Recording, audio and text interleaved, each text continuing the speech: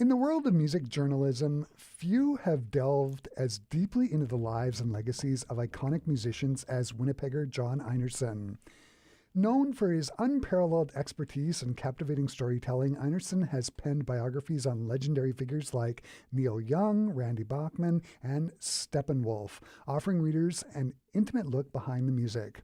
With a career spanning decades, Einarson has become a true authority on rock history, contributing to numerous music publications. In September, Einarson released his 21st book called Words and Music, The Stories Behind the Books. With this book, Einarson turns the camera towards himself and discusses the stories and tales that went into the research and the creative process involved in writing his memorable and highly detailed biographies. On Tuesday, March 18th at 2 p.m. at the Radio JCC, Einarson will present a lecture as part of the Music N Mavens concert and lecture series titled Words and Music, The Stories Behind the Books. Expect a fun and engaging exploration of the captivating and sometimes bizarre backstories behind his research and writing. And joining me here in the Classic 107 studio to talk about the upcoming lecture, I am joined by John Einarson. Hey, John, great to have you here. Great to be here, Chris. So, you've written biographies of icons such as Steppenwolf, The Byrds, The Guess Who, Neil Young. What inspired you to write Words and Music and to sort of have a look at your own research? Well, when people buy a book that I've written, it's like the tip of the iceberg. They're getting the story of the artist, okay? But what they don't get is like what's all below the surface with the iceberg, and that is all the preparation, all the research, all the machinations involved in getting to these people, doing interviews, researching, writing, all of that. And I found that people love stories, and they love to learn about those stories as well. So it just seemed like a good time for me to kind of pause from doing biographies of others and write about my experiences in putting these books together. For me, it was a fun experience. Mm-hmm. When you start doing a biography and you start writing a book, is it always the same process in the early stage, or does it depend on who you're writing about? Well, yeah, there is a process involved that I kind of follow with every book, and that is, of course, lining up key people to be interviewed. And you got to figure out who are the people that are essential to this. And if they won't cooperate, then you don't have a book. So that sort of comes first. And then it's creating a really detailed timeline, because that's the factual base that you use. And then the interviews provide the color commentary. And I always call it the outline, the skeleton. And then the interviews and color commentary is the meat that you hang on that skeleton. Mm-hmm. So yeah, there's always a process involved in doing it in a very structured kind of way. It's not kind of willy-nilly and random. You go into this thing well prepared for what it is you're going to talk about with people. Because when you interview someone, you can't be sort of question number 4, and then you got to engage them in a conversation. And that's one of the things I learned early on is go into an interview knowing the kind of things you want them to talk about without having to read them on a sheet of paper, and engage in a conversation with them. And it's always worked to my advantage that way, because it makes people feel comfortable and relaxed to just think that they're just talking rather than being interrogated. Yeah. So when you're putting together a book, do you make a list of individual folks that you need to talk to? Yes, for sure. But sometimes, and actually most often, you'll interview one person who then says, "Well, hey, you should talk to so and so. Here's his number, or here's his email." That kind of thing. So it then kind of spreads.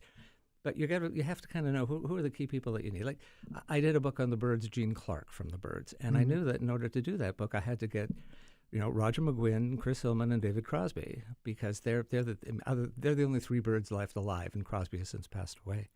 So approach them first with the idea, and I guess I have enough of a pedigree and a reputation that they know who I am. They know some of my books, and so it's not like a cold call out of the blue saying, "Hi, I'm a writer." Blah, blah, blah. It's I'm able to get their cooperation and support to do it. Right. One of the things that I'm super jealous about, and we were talking about this off air, is you were listening to rock at a time when 2 of the biggest rock acts came out of Winnipeg, The Guess Who and Neil Young. I got to ask, since I have you here in the studio, what was Winnipeg's rock scene like in the late 60s, early 70s? It was incredibly exciting. It was like nothing anywhere else in Canada, maybe nothing anywhere else in North America. It was very much music at a grassroots level. we had about 70 community clubs in every neighborhood around town, and they would hold dances every weekend. And guys like Bachman and Young and Fred Turner and Burton Cummings, they all got their start playing in neighborhood community clubs. Yeah. It was such an exciting time, and the local bands were making records, and the radio stations in town, CKY and CKRC, were playing those records. Long before Neil Young ever became, a huge music icon internationally, his records were played on Winnipeg radio. Yeah. Same with the Guess Who. Before they came the Guess Who, Chad Allen and the Reflections and Chad Allen and the Expressions, they were releasing records that we all bought, and we would go to dances and see them play the records, and they'd be on the charts here as well. It was Randy Bachman said to me once. He said, "It's like that movie, That Thing You Do, times 1,000." Right. It was such an exciting time, and it's never been like that since. And I imagine the community centers were all ages, right? So you could get in there as a 15-year-old. Yeah, and there was no booze unless someone was outside, the lemon gin bottle in a bag. Yeah. But it was pretty innocent stuff, and I would go to the community club dances. One of the first bands I saw as a 12-year-old kid was the Devrons, and that was with Burton Cummings. And I have to admit, it wasn't him that I was watching all that. I was watching their guitar player all night. Burton was fine and exciting, I guess, but all the girls were watching him. Music just spilled out everywhere, and businesses in town wanted to tap into that teen culture. So we had bands playing at fashion shows, and on top of out in East Kildonan, they had the bands playing on the weekends on top of a Kentucky Fried Chicken outlet restaurant. And teen dance party would have, every Saturday would have teens on, just like American Bandstand, dancing to records and maybe interview a band, that sort of thing. From the time that I saw the Beatles on the Ed Sullivan Show, February 9th, 1964, my life revolved around music and the city and teenagers, my age group, baby boomers who were in their teens then. Yeah. Music became our life, our passion. Yeah. And growing up in Crescentwood, every weekend I had the choice of a dance in a band at Crescentwood or River Heights or Sir John Franklin or Earl Grey, and we could even venture further, I guess, if we took the bus. But it was it was an embarrassment of riches. There was stuff going on. Yeah, and it was music, as I said, at a grassroots level. Being a budding guitar player, I could go and watch Randy Bachman. Mm-hmm. And watch what he was doing. I could go and just like Neil Young had done, he would go and watch Randy Bachman and then go home and figure out what Randy was doing. Yeah. And then other guitar players as well. I would watch, and that's how I learned to play, really, was by watching them. Yeah. So you're giving this lecture on Tuesday the 18th for Music and Mavens. What can people expect from the lecture? Stories. People love stories. And, I teach music history classes. I've been teaching them for, about 12 years now at various places, and I found that with people, they like to hear the stories, the background, because it personalizes the people that I'm writing about, and it's kind of inside stuff. I mean, it's not any kind of salacious tales of sex, drugs, and rock and roll, but it's just kind of the fun stuff, the interesting stuff, and the insightful stuff that you don't get. When you read my book on Ian and Sylvia called Four Strong Winds, I talk about how Gordon Lightfoot cites Ian and Sylvia as being, the artist that gave them their career. Early Morning Rain. Early Morning Rain. They recorded it first. Yeah. But you don't get the story that I spent an evening with Gordon Lightfoot at his house in Toronto. He lives in this huge mansion that looks like the Clampetts on the Beverly Hillbillies. Yeah. And he invited me over to interview him in his house. And it's kind of funny because it's this huge marble house, and you walk in a marble foyer. But outside, when you first approach the front door, there's an old lawn chair falling apart. It's the kind of old lawn chairs your parents had, aluminum with kind of plastic lattices, and it's kind of ripped and falling apart. Go into his foyer, and again, marble, beautiful paintings on the wall, and there's an old couch with the stuffing falling out. Takes me into the kitchen chair's ripped on one side, offers me coffee, chipped cup, and throughout our interview, he was really, really fun to interview, but he was sitting about as far as you and I are right now in the recording studio here, and he told me a story about Early Morning Rain, which is my favorite Gordon Lightfoot song. Mm-hmm. And he said, when he thanked Ian and Sylvia for recording it, because they got him a recording contract and a manager and all of that. And he said, when Ian and Sylvia recorded that, Ian put an A minor chord in that I never liked. Because Gordon didn't have an A minor chord in it. And I knew that because I'm a guitar player. I knew that there was an A in the early morning, A minor, right in there. And Gordon never put that in. And so I said to him, really, Gordon, when did they do that? How'd they do that?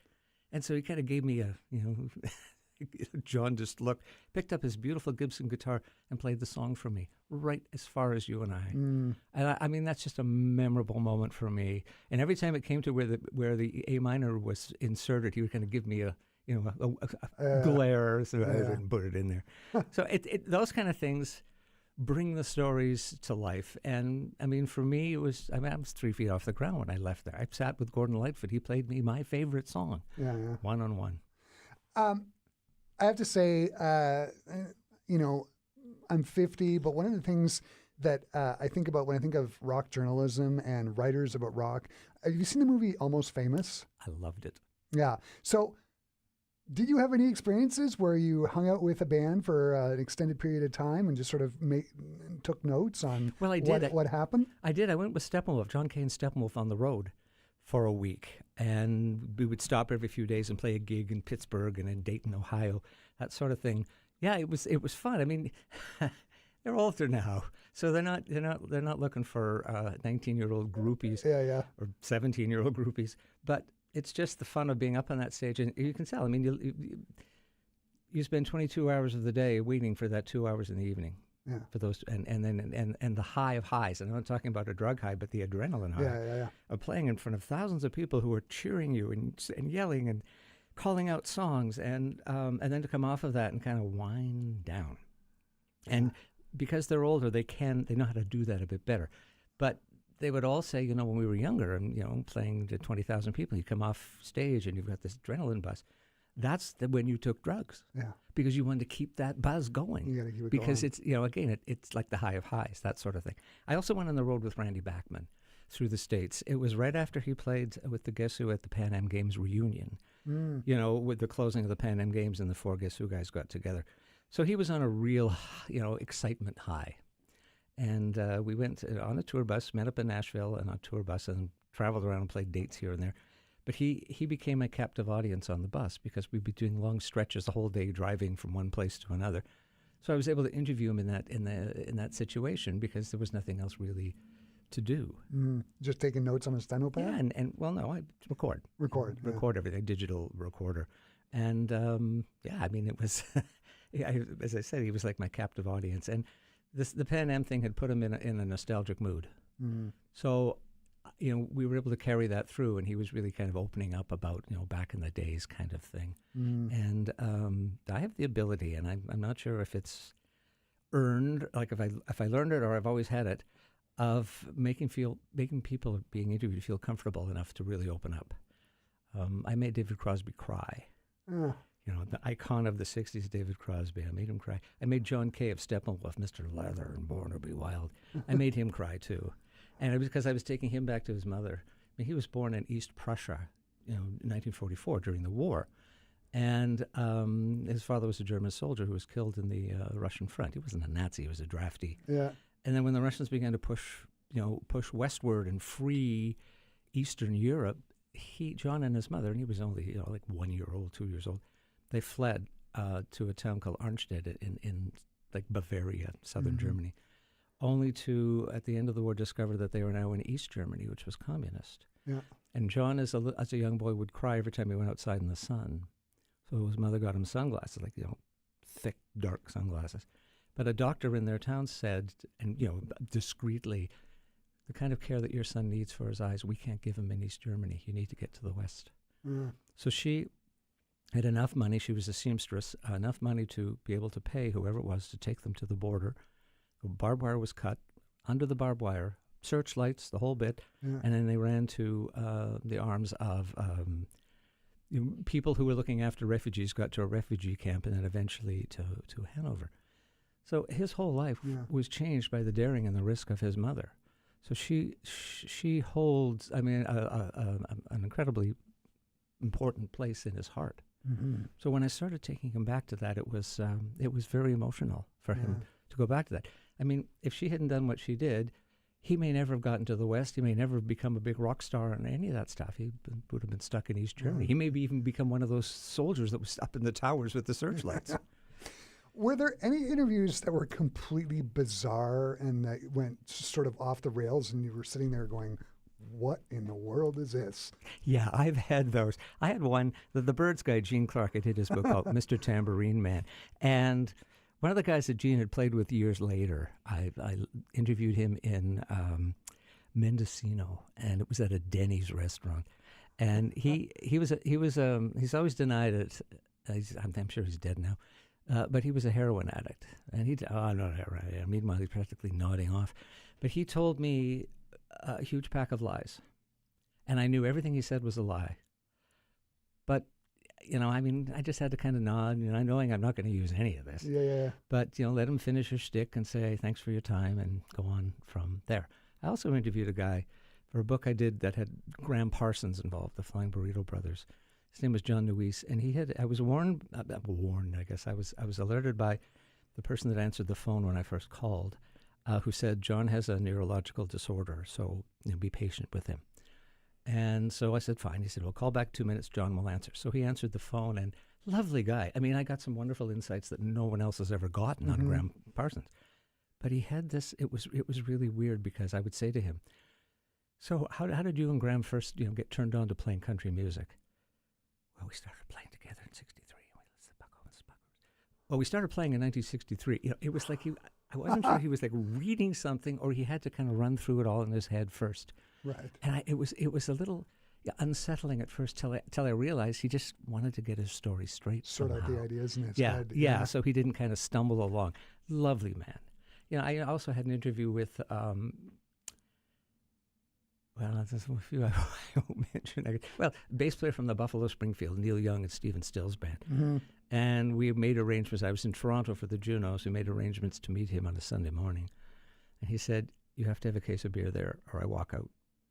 So Saturday night, I went to a vendor near the hotel, got a case of beer. Promptly the next day, 1 o'clock in the afternoon, he arrived. Where's the beer? Right here. Here's the case. Pounded one back immediately, and then we did the interview after that. But it was clear, no beer, no interview. And the drummer from the Buffalo Springfield, Dewey Martin, kind of a strange thing was, I arranged to interview him, and it was going to be a phone interview. And so I phoned at the designated time, and his manager answered the phone and said, yeah, Dewey will talk to you, but he wants $1,000. And I said, I don't practice, checkbook journalism. I've never paid anybody for an interview. Unfortunately, I'm not going to do that here. And then Dewey came on the phone and said, don't worry about it. It was worth a try. And then we did the whole interview. One of the things I often wonder, because you're writing these biographies, how do you walk that line of keeping the book interesting and engaging for the reader and not taking off the artist that you're writing about? How do you walk that line? Well, I've often said, and I recently did a class where I talked about this, there's not a person that I ever interviewed. I've done, 21, 22, 23 books. But in some of these, I did 100 interviews for one book. Right. So I've interviewed hundreds of people. There's not a single person that I couldn't phone up now or email now and not get a positive response from. Uh-huh. And it's not writing whitewash books. Mm-hmm. And I always say, if it's written with the cooperation of a particular artist, that they can have final approval of the manuscript, but they sign a collaborative agreement with me saying that they're not going to put any impediments in my way to tell what might be a tough story. Mm-hmm. And I've never had any of them ever come back and say, I want this, I don't want that, I want this and everything. As a matter of fact, when I did Randy's biography, Randy Bachman, and I interviewed Gary Peterson from the Guess Who, the drummer, original drummer in the band. And Randy always used to tell everybody, I quit the Guess Who. I met them in New York, and I said, I quit. And Gary said, no, he didn't quit. He just thinks that to save face. He said, we fired him. You can ask Cummings, you can ask Cale. We fired Randy Bachman from the band. And then Gary went on to say, it broke my heart because we were the best friends. We were the guys who met each other in school in West Kelowna. And we were the closest in the band. And he betrayed me. He betrayed the other guys too, but I was his friend and he betrayed me. And when I wrote the draft of it and sent it to Randy, he called me the next day. He said, I was reading it in bed and I started to cry. something about me and crying, I don't know. Because he said, I never looked at it from Gary's perspective. I never looked at it from my friend's perspective. I betrayed him. I walked out on him. And yes, they did fire me. Mm. So it was a bit of epiphany, I guess, kind of for him to come to terms that way. And there were a few times in that book that I had people presenting contradictory stories to Randy, right? But stories that made sense. Mm-hmm. And he came clean. He wrote, the manager of BTO, he said, "Oh, you left me," blah, blah, blah. And so I interviewed Bruce Allen, is his name, and he outlined in detail what the reasons were for him not sticking with Randy, but sticking with BTO without Randy. And again, Randy in epiphany, reading it, and wrote him a long letter saying, "I'm sorry for I never knew," kind of stuff. Mm-hmm. So yeah, it can be interesting, And I've Burton Cummings has a very thin skin, and he doesn't like anybody that says anything, that in any way makes him look less than perfect. And he has not always been perfect. And so, some of the things that I've talked about him, again, corroborated by others who I interviewed, and he's kind of gotten a little prickly about that sort of thing. But I'm in here to tell the story. I'm in here to tell the truth. Yeah. And the Guess Who, when they were in their heyday, about 70 to 74 or so, the amount of drugs they did, it's like they snorted up half of Peru. But I talk about that, but I don't go into detail all about it. One sad situation was Kurt Winter, who was the guitar player from Winnipeg who replaced Randy Bachman, he and Greg Lescue. And Kurt became Cummings' songwriting partner, where Randy had been. And Kurt was kicked out of the band in 74. And he was very unceremoniously bumped out of the band, booted. And Burton Cummings didn't show up for the meeting that fired him. And it really hurt Kurt. And so I was interviewing him, 20 years later. And he was just a mess. He was our idol. He was such a good guitar player. Hair was falling out and all rotted, teeth all brown and rotted, blotchy face. He was alcoholic for 50 years of his life. Cirrhosis. Ripped T-shirt and just in awful shape. But he still had the indomitable spirit and sense of humor. And we talked for 4 hours, and he really was very honest and insightful and heartbreaking. Mm-hmm. Heartbreaking. But he said to me when I left his house, it was the last interview he did, really, he died a year later. He said, "Listen, just make sure you tell the story right." Mm. And the book came out, 7 or 8 months later, and I put one in his mailbox. He was still living on Chevrier, the So Long Bannatyne, Hello, My Chevrier Home album. Mm-hmm. And I came home one day, a week later, and there was a message on my answering machine. It said, "Hey, John, this is your buddy Kurt. You got it right, buddy. Good for you. Thanks." It's been so great, John, talking with you. I'm going to wrap up the conversation by asking, what do you hope people are going to take away from the lecture on Tuesday the 18th? Well, I'm hoping they're going to buy a book, Chris. Yeah. Aside from the book. I know. A fun afternoon. I think they get some insights into some of the people that they've often looked up to without knowing, a lot about them. But I think they'll also get some insights into the process of writing these kind of books and, the fun involved. I'll tell them about how hard it was to get to Mike Nesmith from the Monkees, because he didn't want to talk about the Monkees anymore. Right. But I didn't want to talk. I was talking to him about his country rock band that followed, the First National Band. So that kind of worked out well. And spending time with Ian Tyson out in his ranch in Alberta, 3 days, that was a lot of fun as well. I think what they're going to get is a fun afternoon and insights into the people that I write about and how I go about doing what it is that I do. Yeah, so well.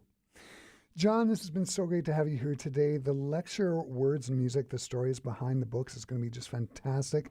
Thanks for taking the time to talk to me today. This was wonderful. Thanks for inviting me, Chris. This is a pleasure. For our Classic 107 listeners, John Einarson's lecture, Words and Music, the stories behind the books, as presented by the Music N Mavens Concert and Lecture Series, takes place on Tuesday, March 18th at 2 p.m. at the Rady JCC in the Bernie Theatre. For more details, visit radyjcc.com or go to classic107.com. I have embedded a direct link to the registration page in the article about the lecture that's up there now. Yeah, and just to point out that it's free. Mm-hmm, yes. But you have to register because they kind of want to know how many seats and how many people and that sort of thing. But it is free. Yeah, Come on down. Free, and it's a great venue. And a great way to spend an afternoon. You bet. John, thanks again.